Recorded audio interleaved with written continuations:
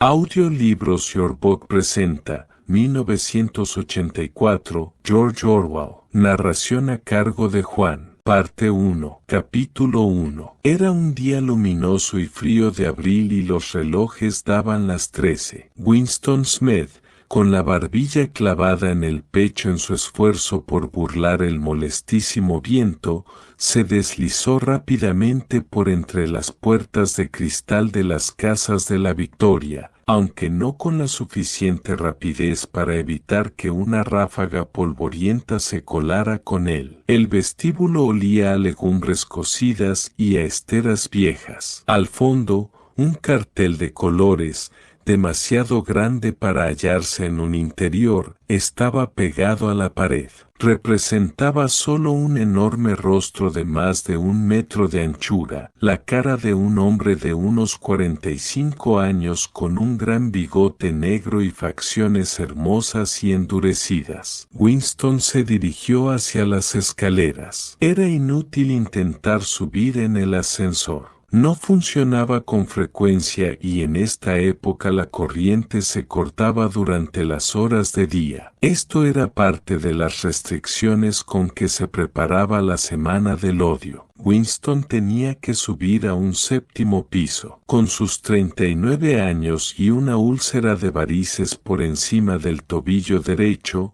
subió lentamente, descansando varias veces. En cada descansillo, frente a la puerta del ascensor, el cartelón del enorme rostro miraba desde el muro. Era uno de esos dibujos realizados de tal manera que los ojos le siguen a uno a donde quiera que esté. El gran hermano te vigila, decían las palabras al pie. Dentro del piso una voz llena leía una lista de números que tenían algo que ver con la producción de lingotes de hierro. La voz salía de una placa oblonga de metal, una especie de espejo empeñado que formaba parte de la superficie de la pared situada a la derecha. Winston hizo funcionar su regulador y la voz disminuyó de volumen aunque las palabras seguían distinguiéndose. El instrumento, llamado Teodoatitalia, podía ser amortiguado, pero no había manera de cerrarlo del todo. Winston fue hacia la ventana, una figura pequeña y frágil cuya delgadez resultaba realzada por el mono azul uniforme del partido. Tenía el cabello muy rubio, una cara sanguínea y la piel embastecida por un jabón malo, las romas hojas de afeitar y el frío de un invierno que acababa de terminar. Afuera, incluso a través de los ventanales cerrados, el mundo parecía frío. Calle abajo se formaban pequeños torbellinos de viento y polvo, los papeles rotos subían en espirales y, aunque el sol lucía y el cielo estaba intensamente azul, nada parecía tener color a no ser los carteles pegados por todas partes. La cara de los bigotes negros miraba desde todas las esquinas que dominaban la circulación. En la casa de enfrente había uno de estos cartelones. El gran hermano te vigila,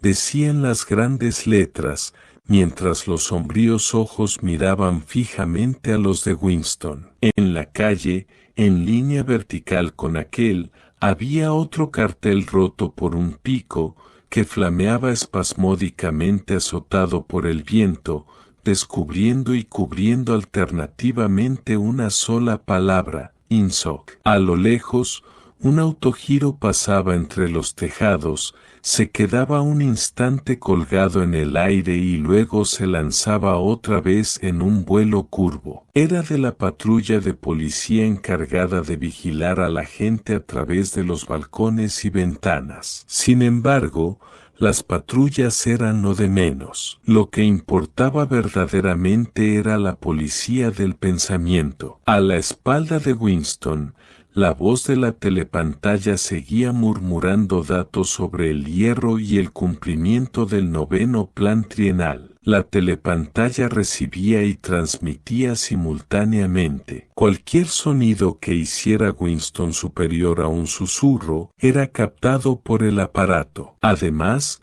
Mientras permaneciera dentro del radio de visión de la placa de metal, podía ser visto a la vez que oído. Por supuesto, no había manera de saber si le contemplaban a uno en un momento dado. Lo único posible era figurarse la frecuencia y el plan que empleaba la policía del pensamiento para controlar un hilo privado. Incluso se concebía que los vigilaran a todos a la vez. Pero, desde luego, podían intervenir su línea de usted cada vez que se les antojara. Tenía usted que vivir, y en esto el hábito se convertía en un instinto, con la seguridad de que cualquier sonido emitido por usted sería registrado y escuchado por alguien y que, excepto en la oscuridad, todos sus movimientos serían observados. Winston se mantuvo de espaldas a la telepantalla. Así era más seguro, aunque, como él sabía muy bien,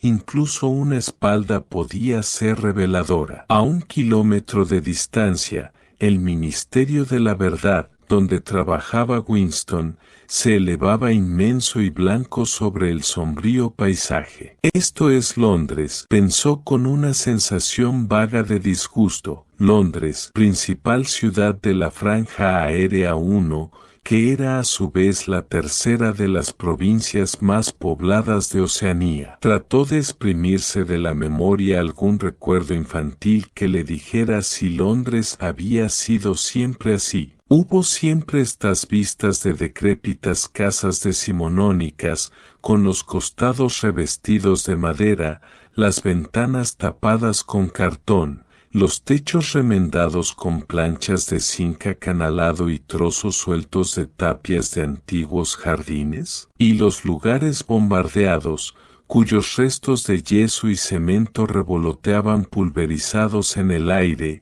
y el césped amontonado, y los lugares donde las bombas habían abierto claros de mayor extensión y habían surgido en ellos sórdidas colonias de chozas de madera que parecían gallineros. Pero era inútil, no podía recordar, nada le quedaba de su infancia excepto una serie de cuadros brillantemente iluminados y sin fondo, que en su mayoría le resultaban ininteligibles. El Ministerio de la Verdad, que en neolengua, la lengua oficial de Oceanía, se le llamaba el Minber, era diferente, hasta un extremo asombroso, de cualquier otro objeto que se presentara a la vista. Era una enorme estructura piramidal de cemento armado blanco y reluciente, que se elevaba, terraza tras terraza, a unos 300 metros de altura. Desde donde Winston se hallaba, podían leerse, adheridas sobre su blanca fachada en letras de elegante forma, las 3 consignas del partido: la guerra es la paz, la libertad es la esclavitud, la ignorancia es la fuerza. Se decía que el Ministerio de la Verdad tenía 3000 habitaciones sobre el nivel del suelo y las correspondientes ramificaciones en el subsuelo. En Londres solo había otros 3 edificios del mismo aspecto y tamaño. Estos aplastaban de tal manera la arquitectura de los alrededores que desde el techo de las casas de la Victoria se podían distinguir, a la vez, los 4 edificios. En ellos estaban instalados los 4 ministerios entre los cuales se dividía todo el sistema gubernamental. El Ministerio de la Verdad, que se dedicaba a las noticias, a los espectáculos, la educación y las bellas artes. El Ministerio de la Paz, para los asuntos de guerra. El Ministerio del Amor, encargado de mantener la ley y el orden. Y el Ministerio de la Abundancia, al que correspondían los asuntos económicos. Sus nombres, en neolengua, Miniver, Minipax, Minimor y Minindantia. El Ministerio del Amor era terrorífico. No tenía ventanas en absoluto. Winston nunca había estado dentro del Minimore, ni siquiera se había acercado a medio kilómetro de él. Era imposible entrar allí a no ser por un asunto oficial y en ese caso había que pasar por un laberinto de caminos rodeados de alambre espinoso, puertas de acero y ocultos nidos de ametralladoras. Incluso las calles que conducían a sus salidas extremas estaban muy vigiladas por guardias, con caras de gorila y uniformes negros, armados con porras. Winston se volvió de pronto. Había adquirido su rostro instantáneamente la expresión de tranquilo optimismo que era prudente llevar al enfrentarse con la telepantalla. Cruzó la habitación hacia la diminuta cocina. Por haber salido del ministerio a esta hora tuvo que renunciar a almorzar en la cantina y enseguida comprobó que no le quedaban víveres en la cocina a no ser un mendrugo de pan muy oscuro que debía guardar para el desayuno del día siguiente. Tomó de un estante una botella de un líquido incoloro con una sencilla etiqueta que decía Ginebra de la Victoria. Aquello olía a medicina, algo así como el espíritu de arroz chino. Winston se sirvió una tacita, se preparó los nervios para el choque, y se lo tragó de un golpe como si se lo hubieran recetado. Al momento, se le volvió roja la cara y los ojos empezaron a llorarle. Este líquido era como ácido nítrico. Además, al tragarlo, se tenía la misma sensación que si le dieran a uno un golpe en la nuca con una porra de goma. Sin embargo, unos segundos después, desaparecía la incandescencia del vientre y el mundo empezaba a resultar más alegre. Winston sacó un cigarrillo de una cajetilla sobre la cual se leía Cigarrillos de la Victoria, y como lo tenía cogido verticalmente por distracción, se le vació en el suelo. Con el próximo pitillo tuvo ya cuidado y el tabaco no se salió. Volvió al cuarto de estar y se sentó ante una mesita situada a la izquierda de la telepantalla. Del cajón sacó un portaplumas, un tintero y un grueso libro en blanco de tamaño cuarto, con el lomo rojo y cuyas tapas de cartón imitaban el mármol. Por alguna razón la telepantalla del cuarto de estar se encontraba en una posición insólita. En vez de hallarse colocada, como era normal, en la pared del fondo, desde donde podría dominar toda la habitación, estaba en la pared más larga, frente a la ventana. A un lado de ella había una alcoba que apenas tenía fondo, en la que se había instalado ahora Winston. Era un hueco que, al ser construido el edificio, habría sido calculado segaramente para alacena o biblioteca. Sentado en aquel hueco y situándose lo más dentro posible, Winston podía mantenerse fuera del alcance de la telepantalla en cuanto a la visualidad, ya que no podía evitar que oyera sus ruidos. En parte, fue la misma distribución insólita del cuarto lo que le indujo a lo que ahora se disponía a hacer.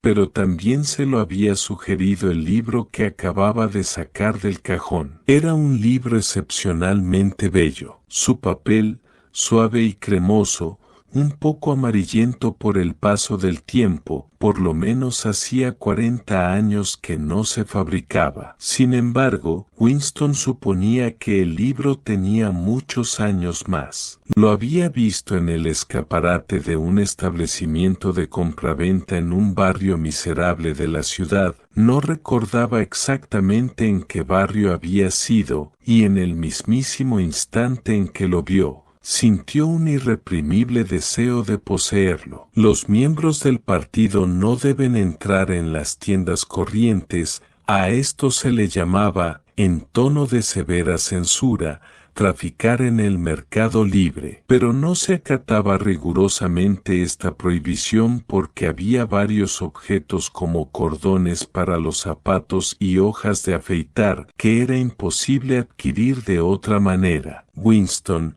antes de entrar en la tienda, Había mirado en ambas direcciones de la calle para asegurarse de que no venía nadie y, en pocos minutos, adquirió el libro por $2.50. En aquel momento no sabía exactamente para qué deseaba el libro. Sintiéndose culpable se lo había llevado a su casa, guardado en su cartera de mano. Aunque estuviera en blanco, era comprometido guardar aquel libro. Lo que ahora se disponía Winston a hacer era abrir su diario. Esto no se consideraba ilegal, en realidad, nada era ilegal, ya que no existían leyes, pero si lo detenían podía estar seguro de que lo condenarían a muerte, o por lo menos a 25 años de trabajos forzados. Winston puso un plumín en el portaplumas y lo chupó primero para quitarle la grasa. La pluma era ya un instrumento arcaico. Se usaba rarísimas veces,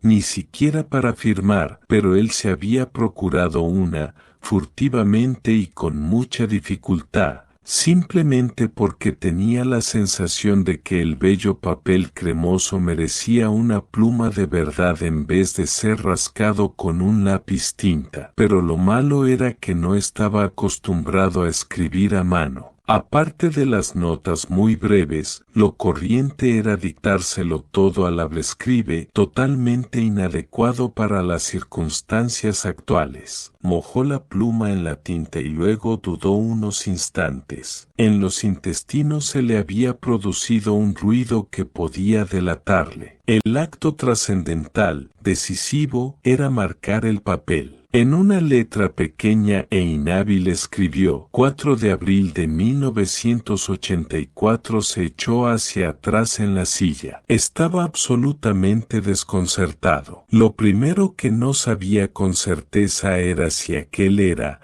de verdad, el año 1984. Desde luego, la fecha había de ser aquella muy aproximadamente, puesto que él había nacido en 1944 o 1945, según creía. Pero cualquiera va a saber hoy en qué año vive, se decía Winston. Y se le ocurrió de pronto preguntarse ¿para qué estaba escribiendo él este diario? Para el futuro, para los que aún no habían nacido. Su mente se posó durante unos momentos en la fecha que había escrito a la cabecera y luego se le presentó, sobresaltándose terriblemente, la palabra neolingüística doble pensar. Por primera vez comprendió la magnitud de lo que se proponía hacer. ¿Cómo iba a comunicar con el futuro? Esto era imposible por su misma naturaleza. Una de dos, o el futuro se parecía al presente y entonces no le haría ningún caso,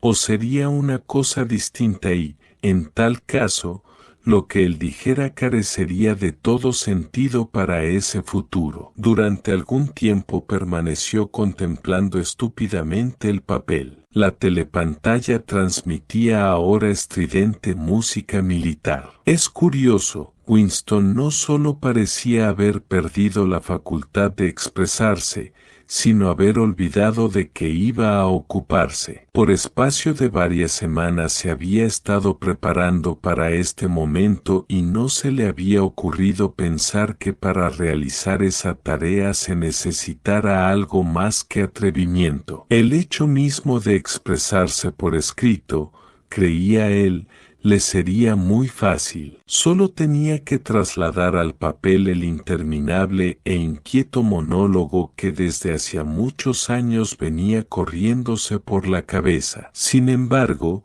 en este momento hasta el monólogo se le había secado. Además, sus varices habían empezado a escocerle insoportablemente. No se atrevía a rascarse porque siempre que lo hacía se le inflamaba aquello. Transcurrían los segundos y él solo tenía conciencia de la blancura del papel ante sus ojos, el absoluto vacío de esta blancura, el escozor de la piel sobre el tobillo, el estruendo de la música militar, y una leve sensación de atontamiento producido por la ginebra. De repente, empezó a escribir con gran rapidez, como si lo impulsara el pánico, dándose apenas cuenta de lo que escribía. Con su letrita infantil iba trazando líneas torcidas y si primero empezó a comerse las mayúsculas, luego suprimió incluso los puntos.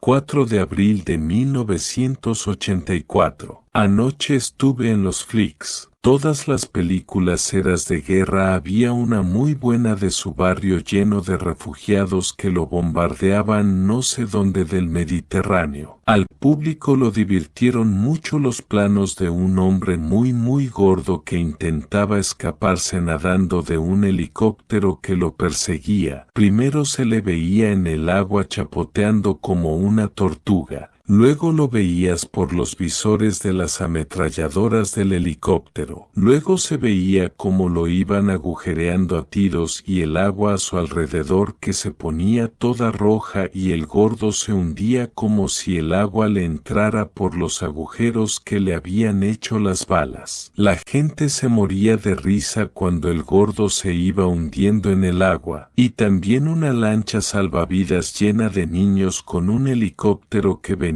dando vueltas y más vueltas. Había una mujer de edad madura que bien podía ser una judía y estaba sentada a la proa con un niño en los brazos que quizás tuviera unos 3 años. El niño chillaba con mucho pánico, metía la cabeza entre los pechos de la mujer y parecía que se quería esconder así y la mujer lo rodeaba con los brazos y lo consolaba como si ella no estuviese tan bien aterrada y como si por tenerlo así en los brazos fuera a evitar que le mataran al niño las balas. Entonces va el helicóptero y tira una bomba de 20 kilos sobre el barco y no queda ni una astilla de él, que fue una explosión pero que magnífica. Y luego salía su primer plano maravilloso del brazo del niño subiendo por el aire. Yo creo que un helicóptero con su cámara debe haberlo seguido así por el aire y la gente aplaudió muchísimo, pero una mujer que estaba entre los proletarios empezó a armar un escándalo terrible chillando que no debían echar eso, no debían echarlo delante de los críos, que no debían, hasta que la policía la sacó de allí a rastras. No creo que le pasara nada, a nadie le importa lo que dicen los proletarios, la reacción típica de los proletarios y no se hace caso nunca. Winston dejó de escribir, en parte debido a que le daban calambres. No sabía por qué había soltado esta sarta de incongruencias. Pero lo curioso era que mientras lo hacía se le había aclarado otra faceta de su memoria hasta el punto de que ya se creía en condiciones de escribir lo que realmente había querido poner en su libro. Ahora se daba cuenta de que si había querido venir a casa a empezar su diario precisamente hoy era a causa de este otro incidente. Había ocurrido aquella misma mañana en el ministerio, si es que algo de tal vaguedad podía haber ocurrido. Cerca de las 11:01 en el departamento de registro,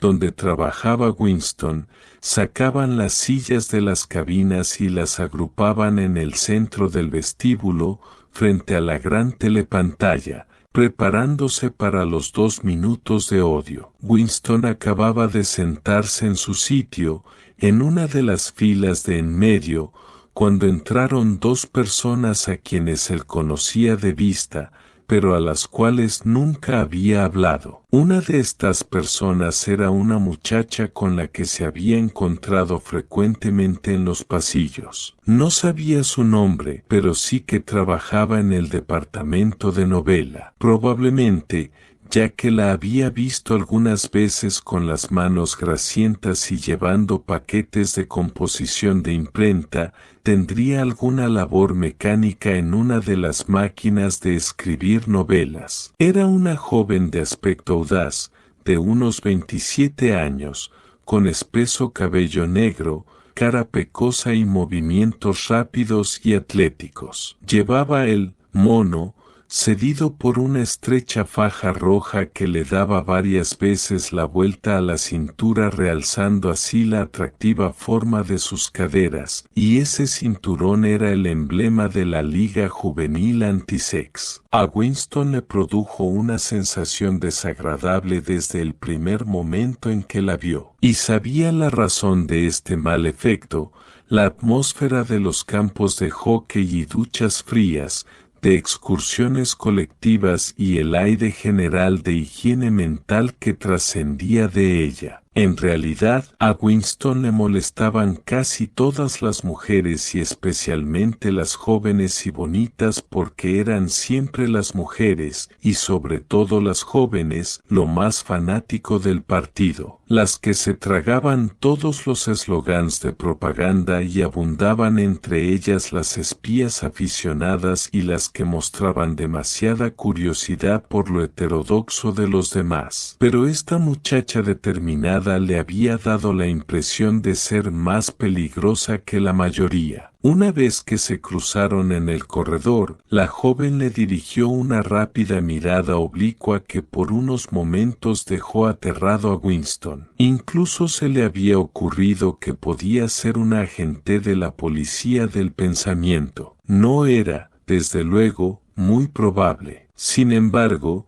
Winston siguió sintiendo una intranquilidad muy especial cada vez que la muchacha se hallaba cerca de él, una mezcla de miedo y hostilidad. La otra persona era un hombre llamado O'Brien, miembro del Partido Interior y titular de un cargo tan remoto e importante que Winston tenía una idea muy confusa de qué se trataba. Un rápido murmullo pasó por el grupo ya instalado en las sillas cuando vieron acercarse el mono negro de un miembro del Partido Interior. O'Brien era un hombre corpulento con un ancho cuello y un rostro vasto, brutal, y sin embargo rebosante de buen humor. A pesar de su formidable aspecto, sus modales eran bastante agradables. Solía ajustarse las gafas con un gesto que tranquilizaba a sus interlocutores, un gesto que tenía algo de civilizado, y esto era sorprendente tratándose de algo tan leve. Ese gesto,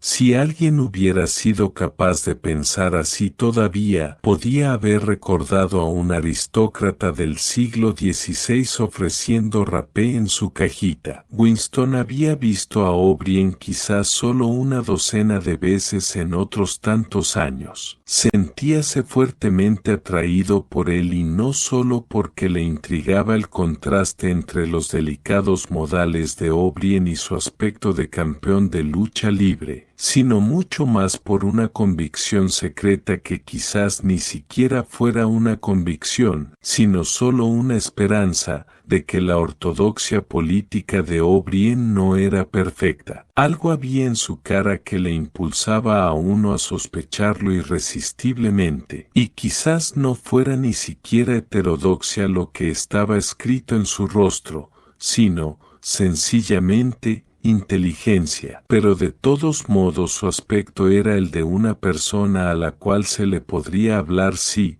de algún modo, se pudiera eludir la telepantalla y llevarlo aparte. Winston no había hecho nunca el menor esfuerzo para comprobar su sospecha, y es que, en verdad, no había manera de hacerlo. En este momento, O'Brien miró su reloj de pulsera y, al ver que eran las 11:01, cegaramente decidió quedarse en el departamento de registro hasta que pasaran los 2 minutos de odio. Tomó asiento en la misma fila que Winston, separado de él por 2 sillas. Una mujer bajita y de cabello color arena, que trabajaba en la cabina vecina a la de Winston, se instaló entre ellos. La muchacha del cabello negro se sentó detrás de Winston. Un momento después se oyó un espantoso chirrido, como de una monstruosa máquina sin engrasar, ruido que procedía de la gran telepantalla situada al fondo de la habitación. Era un ruido que le hacía rechinar a uno los dientes y que ponía los pelos de punta. Había empezado el odio. Como de costumbre,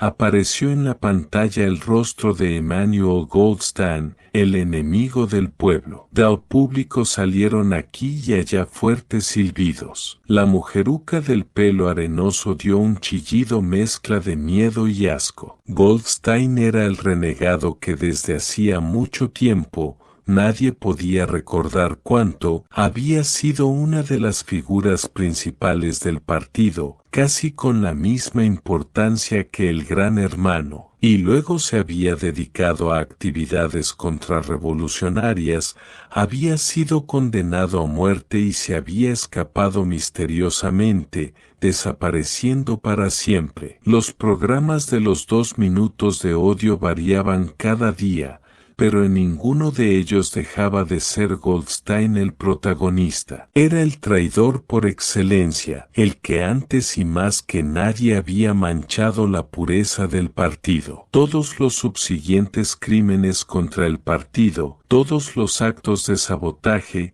herejías, desviaciones y traiciones de toda clase procedían directamente de sus enseñanzas. En cierto modo, seguía vivo y conspirando. Quizás se encontrara en algún lugar enemigo, a sueldo de sus amos extranjeros, e incluso era posible que, como se rumoreaba alguna vez, estuviera escondido en algún sitio de la propia Oceanía. El diafragma de Winston se encogió. Nunca podía ver la cara de Goldstein sin experimentar una penosa mezcla de emociones. Era un rostro judío, delgado, con una aureola de pelo blanco y una barbita de chivo, una cara inteligente que tenía sin embargo algo de despreciable y una especie de tontería senil que le prestaba su larga nariz, a cuyo extremo se sostenían en difícil equilibrio unas gafas. Parecía el rostro de una oveja y su misma voz tenía algo de ovejuna. Goldstein pronunciaba su habitual discurso en el que atacaba venenosamente las doctrinas del partido, un ataque tan exagerado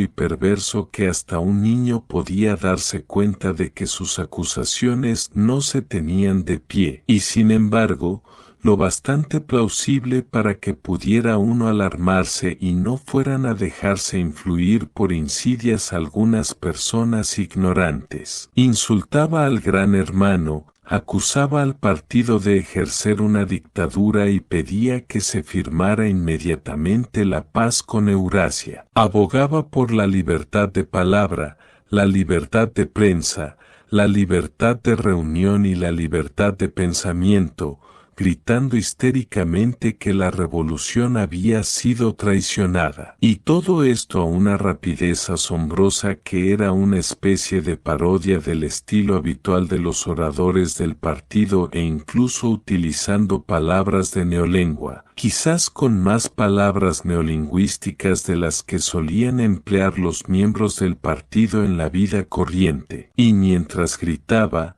por detrás de él desfilaban interminables columnas del ejército de Eurasia, para que nadie interpretase como simple palabrería la oculta maldad de las frases de Goldstein. Aparecían en la pantalla filas y más filas de forzudos soldados, con impasibles rostros asiáticos, se acercaban a primer término y desaparecían. El sordo y rítmico clap de las botas militares formaba el contrapunto de la hiriente voz de Goldstein. Antes de que el odio hubiera durado 30 segundos, la mitad de los espectadores lanzaban incontenibles exclamaciones de rabia. La satisfecha y ovejuna faz del enemigo y el terrorífico poder del ejército que desfilaba a sus espaldas era demasiado para que nadie pudiera resistir lo indiferente. Además, solo con ver a Goldstein o pensar en él surgían el miedo y la ira automáticamente. Era él un objeto de odio más constante que Eurasia o que Asia Oriental,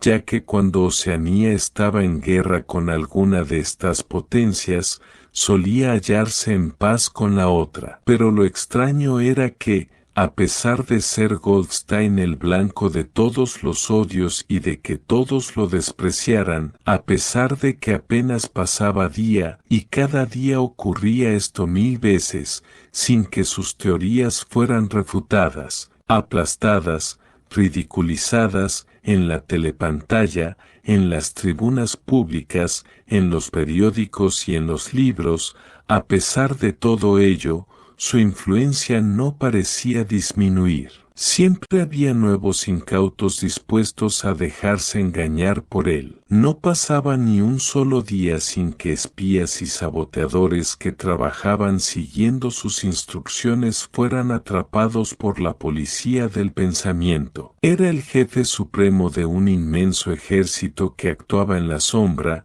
una subterránea red de conspiradores que se proponían derribar al Estado. Se suponía que esa organización se llamaba la Hermandad, y también se rumoreaba que existía un libro terrible, compendio de todas las herejías, del cual era autor Goldstein y que circulaba clandestinamente. Era un libro sin título. La gente se refería a él llamándole sencillamente el libro, pero de estas cosas solo era posible enterarse por vagos rumores. Los miembros corrientes del partido no hablaban jamás de la hermandad ni del libro si tenían manera de evitarlo. En su segundo minuto, el odio llegó al frenesí. Los espectadores saltaban y gritaban enfurecidos tratando de apagar con sus gritos la perforante voz que salía de la pantalla. La mujer del cabello color arena se había puesto al rojo vivo y abría y cerraba la boca como un pez al que acaban de dejar en tierra. Incluso O'Brien tenía la cara congestionada. Estaba sentado muy rígido y respiraba con su poderoso pecho como si estuviera resistiendo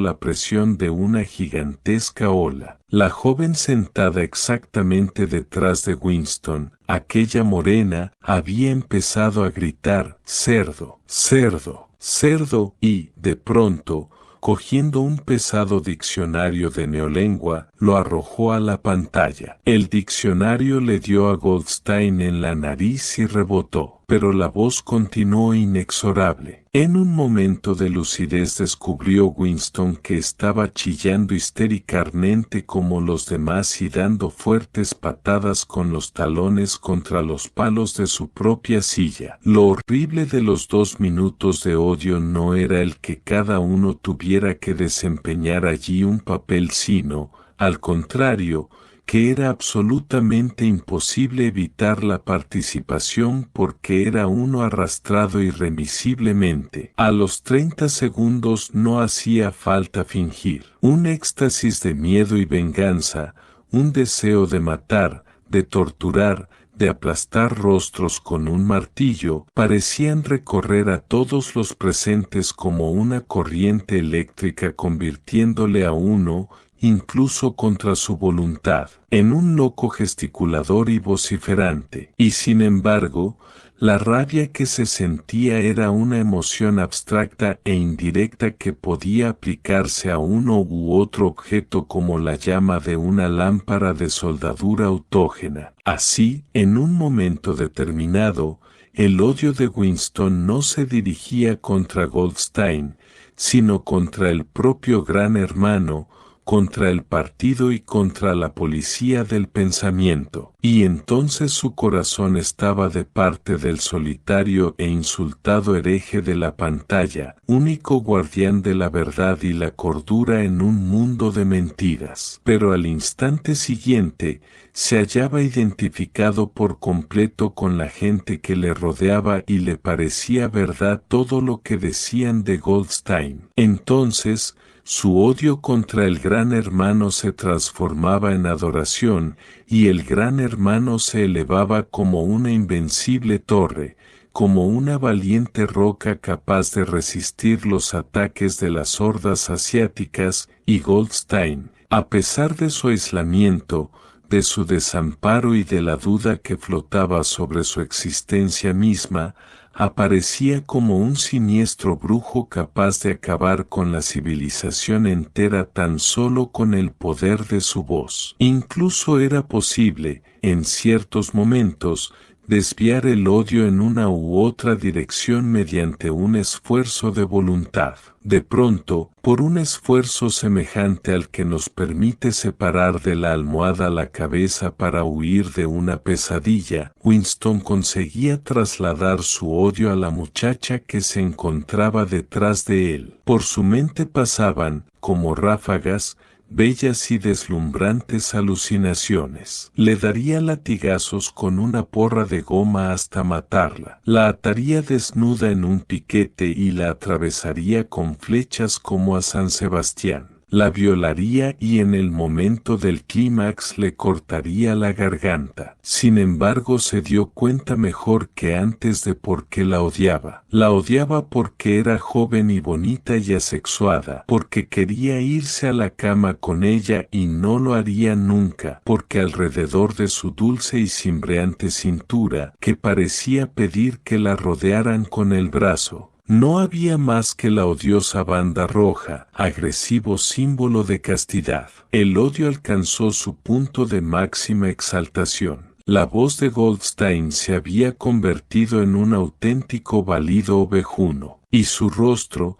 que había llegado a ser el de una oveja, se transformó en la cara de un soldado de Eurasia, el cual parecía avanzar, enorme y terrible, sobre los espectadores disparando atronadoramente su fusil ametralladora. Enteramente parecía salirse de la pantalla, hasta tal punto que muchos de los presentes se echaban hacia atrás en sus asientos. Pero en el mismo instante, produciendo con ello un hondo suspiro de alivio en todos, la amenazadora figura se fundía para que surgiera en su lugar el rostro del Gran Hermano, con su negra cabellera y sus grandes bigotes negros, un rostro rebosante de poder y de misteriosa calma y tan grande que llenaba casi la pantalla. Nadie oía lo que el gran camarada estaba diciendo. Eran solo unas cuantas palabras para animarlos, esas palabras que suelen decirse a las tropas en cualquier batalla, y que no es preciso entenderlas una por una, sino que infunden confianza por el simple hecho de ser pronunciadas. Entonces, desapareció a su vez la monumental cara del Gran Hermano y en su lugar aparecieron los 3 eslogans del partido en grandes letras: la guerra es la paz, la libertad es la esclavitud, la ignorancia es la fuerza. Pero daba la impresión de un fenómeno óptico psicológico de que el rostro del Gran Hermano persistía en la pantalla durante algunos segundos, como si el impacto que había producido en las retinas de los espectadores fuera demasiado intenso para borrarse inmediatamente. La mujeruca del cabello color arena se lanzó hacia adelante, agarrándose a la silla de la fila anterior y luego, con un trémulo murmullo que sonaba algo así como «Mi Salvador», extendió los brazos hacia la pantalla. Después ocultó la cara entre sus manos. Sin duda, estaba rezando a su manera. Entonces, todo el grupo prorrumpió en un canto rítmico, lento y profundo, G-H, G-H, G-H, dejando una gran pausa entre la G y la H. Era un canto monótono y salvaje en cuyo fondo parecían oírse pisadas de pies desnudos y el batir de los tam.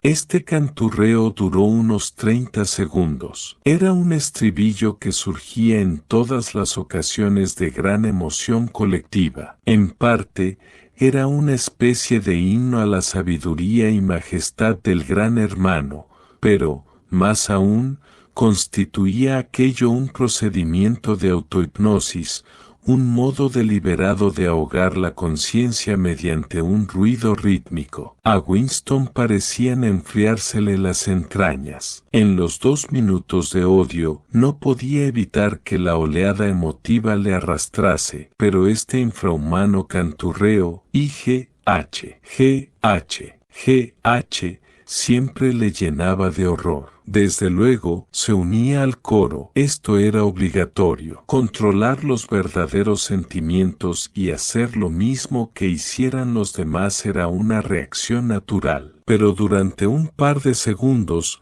sus ojos podían haber ido delatado. Y fue precisamente en esos instantes cuando ocurrió aquello que a él le había parecido significativo, si es que había ocurrido. Momentáneamente, sorprendió la mirada de O'Brien. Este se había levantado, se había quitado las gafas volviéndoselas a colocar con su delicado y característico gesto. Pero durante una fracción de segundo, se encontraron sus ojos con los de Winston y éste supo, sí, lo supo, que O'Brien pensaba lo mismo que él. Un inconfundible mensaje se había cruzado entre ellos. Era como si sus dos mentes se hubieran abierto y los pensamientos hubieran volado de la una a la otra a través de los ojos. Estoy contigo, parecía estarle diciendo O'Brien. Sé en qué estás pensando. Conozco tu asco, tu odio, tu disgusto. Pero no te preocupes, estoy contigo. Y luego la fugacísima comunicación se había interrumpido y la expresión de O'Brien volvió a ser tan inescrutable como la de todos los demás. Esto fue todo y ya no estaba seguro de si había sucedido efectivamente. Tales incidentes nunca tenían consecuencias para Winston. Lo único que hacían era mantener viva en él la creencia o la esperanza de que otros, además de él, eran enemigos del partido. Quizás,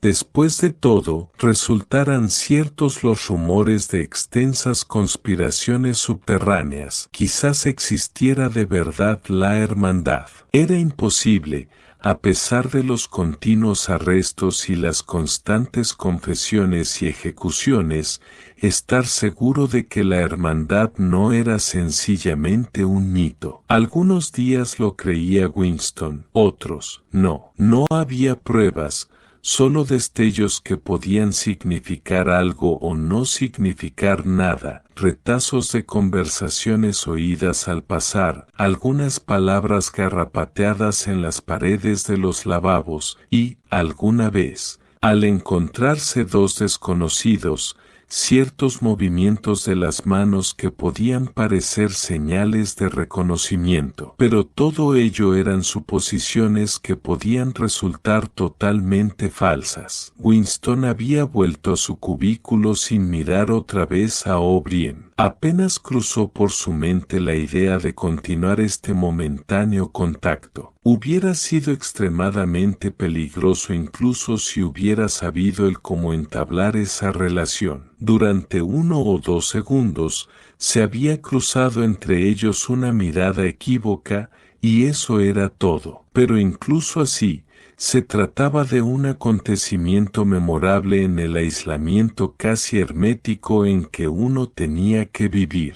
Winston se sacudió de encima estos pensamientos y tomó una posición más erguida en su silla. Se le escapó un eructo. La ginebra estaba haciendo su efecto. Volvieron a fijarse sus ojos en la página. Descubrió entonces que durante todo el tiempo en que había estado recordando, no había dejado de escribir como por una acción automática, y ya no era la inhábil escritura retorcida de antes. Su pluma se había deslizado voluptuosamente sobre el suave papel, imprimiendo en claras y grandes mayúsculas lo siguiente: abajo el gran hermano, abajo el gran hermano, abajo el gran hermano, abajo el gran hermano, abajo el gran hermano. Una vez y otra, hasta llenar media página. No pudo evitar un escalofrío de pánico. Era absurdo, ya que escribir aquellas palabras no era más peligroso que el acto inicial de abrir un diario, pero, por un instante,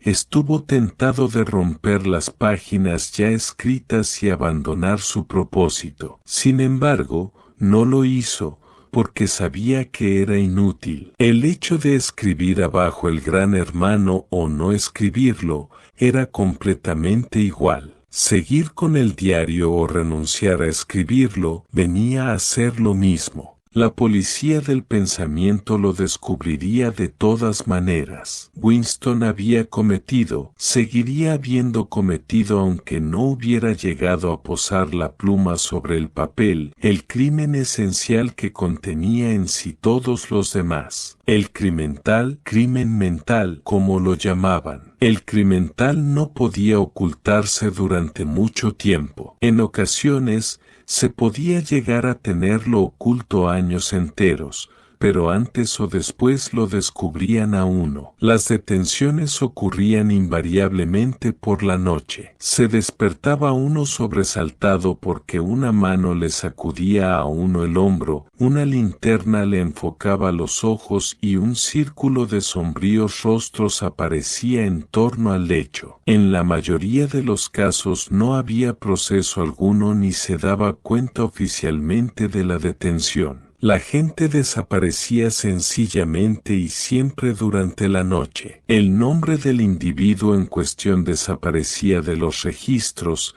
se borraba de todas partes toda referencia a lo que hubiera hecho y su paso por la vida quedaba totalmente anulado como si jamás hubiera existido. Para esto se empleaba la palabra vaporizado. Winston sintió una especie de histeria al pensar en estas cosas. Empezó a escribir rápidamente y con muy mala letra. Me matarán, no me importa, me matarán, me dispararán en la nuca, me da lo mismo abajo, el gran hermano siempre lo matan a uno por la nuca, no me importa abajo, el gran hermano. Se echó hacia atrás en la silla, un poco avergonzado de sí mismo, y dejó la pluma sobre la mesa. De repente, se sobresaltó espantosamente. Habían llamado a la puerta. Tan pronto, siguió sentado inmóvil, como un ratón asustado, con la tonta esperanza de que quien fuese se marchara al ver que no le abrían. Pero no, la llamada se repitió. Lo peor que podía hacer Winston era tardar en abrir. Le redoblaba el corazón como un tambor, pero es muy probable que sus facciones, a fuerza de la costumbre, resultaran inexpresivas. Levantóse y se acercó pesadamente a la puerta.